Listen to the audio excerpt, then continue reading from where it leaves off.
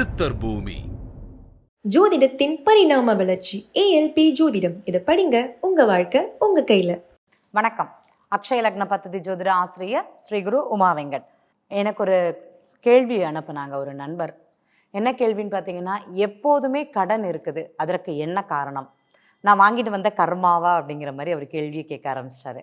இப்போ எனக்கு தெரியும் அவருடைய ஜாதகத்தில் கடன் எப்படி வந்தது அப்படிங்கிறத.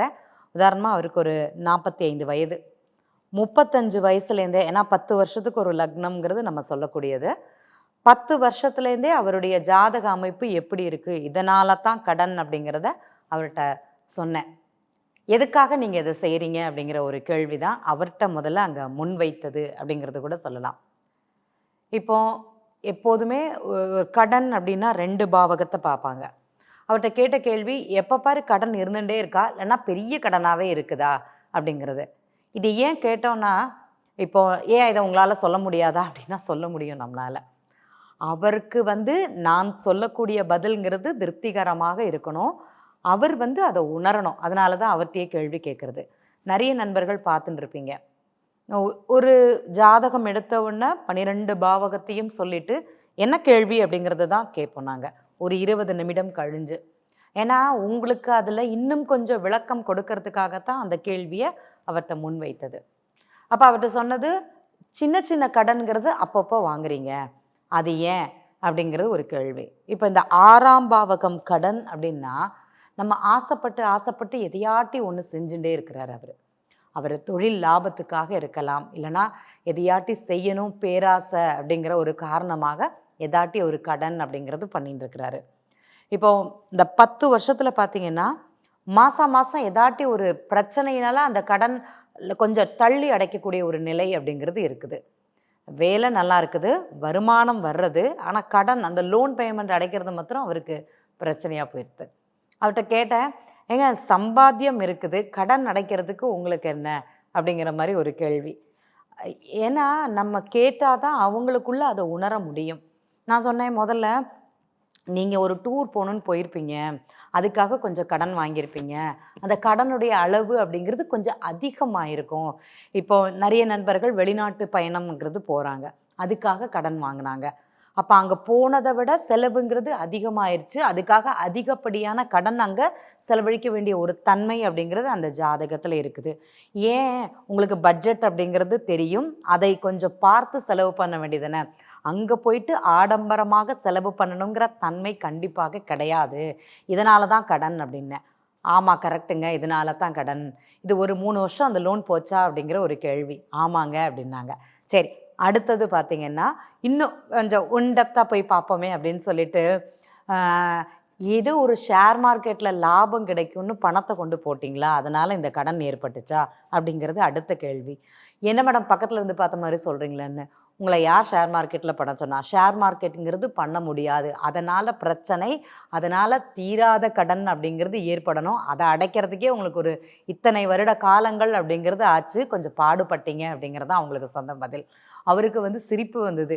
ஆமாம், உண்மையிலேயே எனக்கு லாபம் கிடைக்கும், அதுவும் ஃப்ரெண்ட்ஸு சொன்னாங்க, எனக்கு லக்காக இருக்கும்னு நினச்சி நான் போனேன், என்னுடைய தவறான கருத்தினால், என்னுடைய தவறான தகவல் தொடர்பினால் எனக்கு அந்த கடன் ஏற்பட்டுச்சு, உண்மை அப்படின்னு சொன்னீங்க.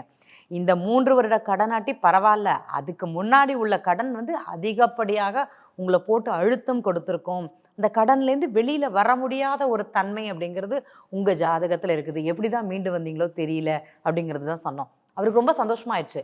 ஏன்னா நடந்த நிகழ்வுகளை சொல்லும்போது அடுத்தது தீரக்கூடிய ஒன்று அப்படிங்கிறது கண்டிப்பாக கிடைக்கும் அப்படிங்கிறது அவருடைய நம்பிக்கை. சரி மேடம், இந்த கடன் எனக்கு எப்போ அடையும் சொல்லுங்கன்னாங்க. இப்போ லக்னம் மாறப்போகுது, கடந்த 10 வருஷமாக இந்த மாதிரி கடன் தான் உங்களுக்கு இருக்குது, அதை நீங்கள் செய்தது அப்படிங்கிறது சரின்னு சொல்ல மாட்டேன், ஏதோ ஒரு முயற்சி ஏதோ ஒன்று பண்ணதுனால இந்த கடன்கிறது ஏற்பட்டுருச்சு. அடுத்தது பார்த்தீங்கன்னா, உங்களுக்கு கடன் அடைக்கக்கூடிய தன்மை இந்த லக்னம் மாறும்போது இருக்குது, கண்டிப்பாக கடன்கிறது உங்களுக்கு நிவர்த்தியை கொடுக்குது, கவலைப்பட வேண்டாம் அப்படிங்கிறது தான் சொன்னேன். ஏன்னா அதுக்கு முன்னாடி பார்த்தீங்கன்னா, ஷேர் பார்ட்னர் அப்படிங்கிற மாதிரி ஒன்று பண்ணி ஃப்ரெண்ட்ஸ் சொன்னாங்க, அதனால் நான் பண்ணுறேன்னு சொல்லிட்டு ஒரு கடனை அவரே ஏற்படுத்திட்டார். அது 2 வருஷம் அதனால் அவர் அழுத்தம் பண்ணி அது கடன் திரும்பி வந்துதான் சொல்ல மாட்டேன், அதற்குண்டான வேறு விதமான பணம் அவருக்கு கிடைச்சது அப்படிங்கிறது மட்டும்தான் அந்த இடத்துல பதிவு பண்ண முடியும். ஸோ அடுத்தடுத்து நான் எப்போ கடனில் மாட்டிப்பேன், எப்போ நான் கவனமாக இருக்கணும், எந்த செயல் செய்யக்கூடாது அப்படிங்கிறத அவர் கரெக்டாக அந்த 1 வருஷத்துக்கு மாத்திரம் இந்த இதில் செய்யக்கூடாது, இந்த செயல்களை இந்த இடத்துல நான் பண்ணக்கூடாது அப்படிங்கிறத ஒரு 3 வருஷத்துக்கு எழுதிட்டு போனார் அப்படிங்கிறதுல எந்த மாற்றமும் கிடையாது. ஏன்னா ஏன் 10 வருஷத்துக்கு சொல்ல முடியுமா அப்படின்னா சொல்ல முடியும். அதை ஞாபகம் வைக்கிற அளவுக்கு எல்லாருக்கும் ஞாபகம் வேணும் அல்லவா? ஒரு ஃபோனே 3 வருஷம் வேல்யூபிள்ங்கிறது கிடையாது, மறந்துடுவோம். நேற்று சொன்ன தகவலை இன்றைக்கி எல்லாருக்கும் ஞாபகம் இருக்காது. அந்த மாதிரி தான். அப்போ குறைந்தது 1 வருஷத்துக்கு ஒரு தடவை ஜாதகம் பார்க்கணும். அதே மாதிரி அந்த ஜாதகருக்கு இந்த நட்சத்திர புள்ளிகள் செல்லும் வரை இந்த செயலை செய்யாதீங்க. 3 வருஷத்துக்கு அப்புறம் எந்த செயல் ஆரம்பிப்பதாக இருந்தாலும் சரி, நீங்கள் எங்கள்கிட்ட கேட்டுட்டு தான் செய்யணும். அதுக்கப்புறம் செஞ்சுட்டு வராதிங்க, அதுக்கு பொறுப்பு அப்படிங்கிறது கிடையாது அப்படிங்கிறது தான் அவருக்கு கூறிய பதில். அவரும் அதே மாதிரி எழுதிட்டு போனார். கடன் எப்போது அடையும், கடனுக்கு நிவர்த்தி இருக்குதா, கடன் நம்ம கையளவு இருக்குதா அப்படிங்கிறத பார்த்துக்கணும். கடனுக்கு உரிய ஒரு பரிகாரம் அப்படிங்கிறது எடுத்திங்கன்னா எல்லாருமே பண்ணலாமானா கண்டிப்பாக எல்லாருமே பண்ணலாம். இந்த ஆஞ்சநேயர் வழிபாடு அப்படிங்கிறது ரொம்ப ரொம்ப முக்கியம். அதே மாதிரி கணபதி வழிபாடு அப்படிங்கிறத பண்ணுங்க.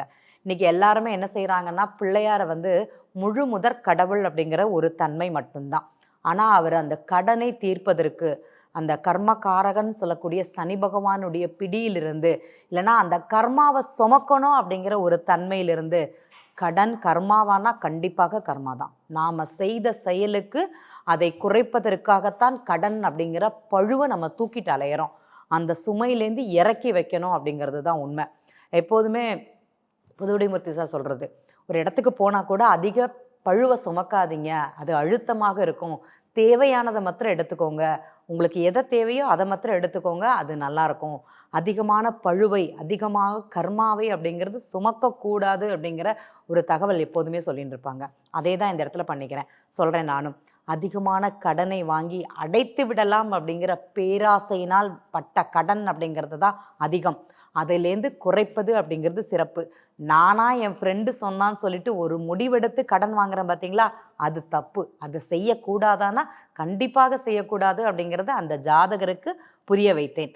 அதே மாதிரி இந்த கடன்லேருந்து விடுதலை இருக்குதா அப்படின்னா, இத்தனை காலங்கள் கழிந்து அதற்குண்டான மோட்சம், அதற்குண்டான விடுதலைங்கிறது இருக்கும். எல்லாருக்குமே கடன் இருக்கும். கடன் இல்லாத மனிதன், நோய் இல்லாத மனிதன்ங்கிறது கிடையவே கிடையாது. ஆனால் ஒரு நேரத்தில் ஒரு நோய்க்குண்டான மருத்துவம் எடுத்துக்கலை அப்படின்னா, அது எனக்கு வேறு விதமாக என் உடல்நிலை பாதிக்கப்படும்னா அந்த நோய்க்கு மருந்து கண்டிப்பாக தான் எடுக்கணும். அதே மாதிரி தான் கடன். எப்போ எந்த அளவுக்கு கடன் வாங்கணும், அதோட அளவு கூடி போயிடுச்சுன்னா அதற்கான காரண காரியங்கள் இதுவாக இருந்ததுன்னா அது பயன்படுமானா கண்டிப்பாக பயன்படாது. ஒரு டூர் போகிறீங்க, அந்த காசு அங்கேயே கறி ஆயிடுது, செலவாயிருது. அந்த பைசா ஒரு அசட்ஸாக உங்களுக்கு இருக்கிறது இல்லை. அப்புறம் எதுக்கு அவ்வளோ செலவு பண்ணி போகணும், அவ்வளோ லக்ஸரியாக அந்த பயணம்ங்கிறது தேவையா அப்படிங்கிறத யோசிக்கணும். ஏன்னா இன்றைக்கி எனக்கு கையில் இல்லை, இவ்வளோ செலவு பண்ணி போகணுமாங்கிற ஒரு தன்மை. அடுத்தது பார்த்திங்கன்னா, நான் ஒரு முடிவெடுக்கும்போது, என் நண்பர்கள் சொல்லி கேட்டு நான் ஒரு முடிவெடுக்கும்போது அது எனக்கு கடனில் மாட்டி விடுதா, அப்போ அங்கே கவனம்ங்கிறது தேவை. நான் சொன்ன ஜாதகர் உதாரணமாக தனுசு லக்னம், தனுசு லக்னத்துக்கு 6ஆம் அதிபதி சுக்கிரன் சொல்லக்கூடிய லக்னத்தில் இருந்தார். அதே மாதிரி 8ஆம் அதிபதி சனி பகவான், சந்திர பகவான் சொல்லக்கூடிய கிரகமும் லக்னத்தில் தான் உட்காந்துருந்தார். இந்த 2 கிரகங்களும் ஜாதகரை படாத பாடு அப்படிங்கிறது படுத்திருச்சு. ஏன் நீங்கள் அப்போ பேராசையினால் கடன் அப்படிங்கிறத நீங்கள் சொன்னீங்கன்னு ஒரு கேள்வி வரும் நண்பர்களுக்கு. அந்த சந்திரன் பயணம் செய்யக்கூடிய கிரகம். அந்த 8ஆம் அதிபதின்னு சொல்லக்கூடிய கிரகம் கோச்சாரத்தில் 11ல் வரும்போது தான் அவர் அந்த கடன் அப்படிங்கிறது வாங்கியிருக்கிறாரு. அந்த செயலை அப்போ தான் செஞ்சுருக்கிறாரு. ஏன்னா அவர் லோன் தான் வாங்கியிருக்கிறாரு. ஈஸியாக நம்மளால் பார்க்க முடிஞ்சது. இந்த நிகழ்வுகள் இந்த காலகட்டத்தில் நடக்கும் அப்படிங்கிறது கூட அங்கே சொல்ல முடியும். நன்றி. மீண்டும் ஒரு பதிவில் சந்திக்கலாம். ஜோதிடத்தின் பரிணாம வளர்ச்சி ஏஎல்பி ஜோதிடம். இதை படிங்க, உங்க வாழ்க்கை உங்க கையில. சித்தர் பூமி.